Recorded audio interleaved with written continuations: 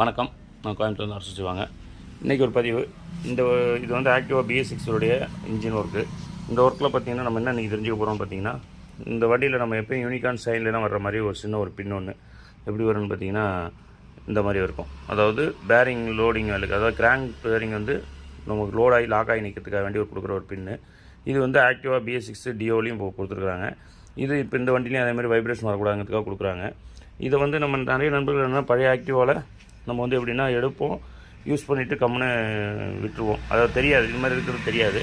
இப்போ இந்த வண்டியில் வர்றதுனால என்ன ஆகுதுன்னு கேட்டிங்கன்னா, வண்டி நம்ம பிரிக்கிறப்ப இந்த ப்ளைட்டு, இந்த ப்ரெஷர் ப்ளைட், இந்த கிளச் கவரில் வர அந்த ப்ளைட் என்ன ஆகுனா கழட்டி எடுத்துட்டோம் அப்படின்னா இந்த பின்னை வந்து அமுத்தி பிடிக்கிறது இந்த பின்னு தான் பிடிச்சிருக்கும். இந்த ஒரு போல்ட்டு தான் பிடிக்கும். பார்த்திங்கன்னா அது இந்த கவரோடையே வந்துடும்.